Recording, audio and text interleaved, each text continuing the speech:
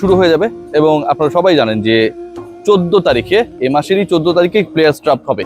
So players ড্রাফটের আগে অনেক cricketer এখন পর্যন্ত দল ফাইনাল করেছে। আমি খুব শর্ট একটা আলোচনা আপনাদের সাথে করছি, এই ভিডিওটা খুবই শর্ট, যে এখন পর্যন্ত কোন ক্রিকেটার কোন দলে গেল বা যাচ্ছে, ফাইনালাইজ হয়েছে। আপনারা সবাই জানেন যে মেহেদী হাসান মিরাজ গতকাল রাতে আমি যে রিপোর্টটা করেছি অলরেডি, তিনি ফরচুন বরিশাল, তার আগের দল সেখানটায় গেছেন। Sohan, Nurul Hasan Sohan, he will be the captain of Rangpur Riders এবং সেই দলেই তিনি খেলবেন। তামিম ইকবাল ফরচুন বরিশালে অলরেডি সাইন্ড এবং সেটা আমরা অফিসিয়াল পেজ থেকে দেখেছি। মুশফিকুর রহিমকে ফরচুন বরিশাল রিটেইন করেছে। সো তামিম, মুশফিক এবং মিরাজ, এই তিনজন ফরচুন বরিশাল, সোহান রংপুরে। Mustafizur Rahman the Fizz record পরিমাণ পারিশ্রমিক নিয়ে 1,20,00,000 এখন পর্যন্ত মার্কেটে যেটা গুঞ্জন, এবং এটাই মোটামুটি সত্যি। এর থেকে কম যদি বলা হয়, এটা বলা হবে যে অনেকটা আসলে ট্যাক্সটা রিডিউস করা যায় কিনা, যেটা সাধারণত ফ্র্যাঞ্চাইজিগুলো টার্গেট থাকে। সেই জায়গা থেকে এটা আমাদের সবার মধ্যেই এই ব্যাপারটা কাজ করে হয়তো তুলনামূলকভাবে। তো মুস্তাফিজুর রহমান তিনি ঢাকায়, এবং ঢাকার দলের নাম সম্ভবত ঢাকা ক্যাপিটালস এরকম কিছু একটা হতে যাচ্ছে, সেখানটায় তিনি ভিড়েছেন। এর বাইরে আরো দু একজন ক্রিকেটার রয়েছেন যারা সম্ভাব্য তাদের দল ফাইনালাইজ করে ফেলেছেন। তার মধ্যে তানজিম সাকিবকে নিয়ে আলোচনা চলছে, তিনি সিলেটেই খেলবেন। আর এখন পর্যন্ত বিদেশিদের মধ্যে যদি আমরা পার্টিকুলারলি একজন দুজনের কথা বলার চেষ্টা করি যারা অলরেডি সাইন্ড, সেটা হচ্ছে ওমর জাই। He is going to play for Rangpur Riders এবং তিনি ফুল সিজনে খেলবেন কি খেলবেন না এটা নিয়ে শেষ মুহূর্তের আলোচনা রয়েছে। সো ওমর জাইকে নিয়ে দেয়ার হোপফুল রংপুর ম্যানেজমেন্ট।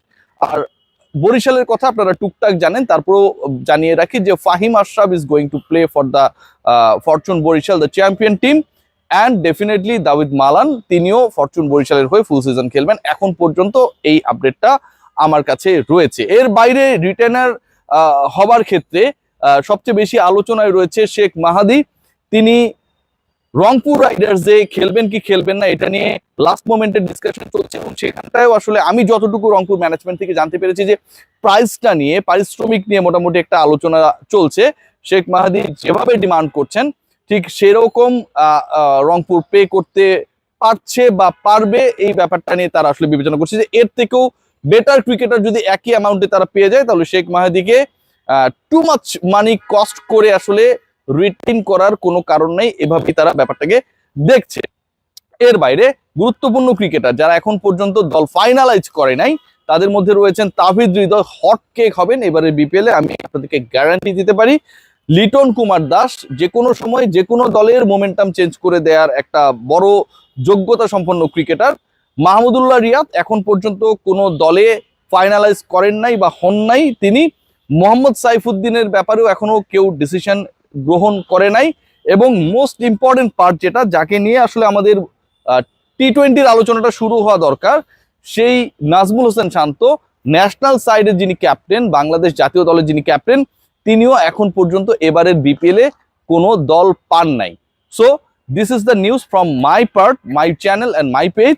আর আপনারা নিশ্চয়ই আমার পেজে যদি ফলো দিয়ে রাখেন অ্যান্ড ডেফিনেটলি আমার চ্যানেলকে যদি সাবস্ক্রাইব করেন, বিপিএল সংক্রান্ত অল আপডেটস আপনারা পেয়ে যাবেন। 14 তারিখে বিপিএল এর প্লেয়ার্স ড্রাফট এবং সেখানটায় বিদেশি ক্রিকেটারদের হাইয়েস্ট যে সেলিংটা রাখা হয়েছে সেটা 65,000 ইউএসডি, এটা অ্যারাউন্ড পড়বে হচ্ছে 75 লাখ টাকার কিছু বেশি যদি আমরা বাংলা টাকায় কনভার্ট করি।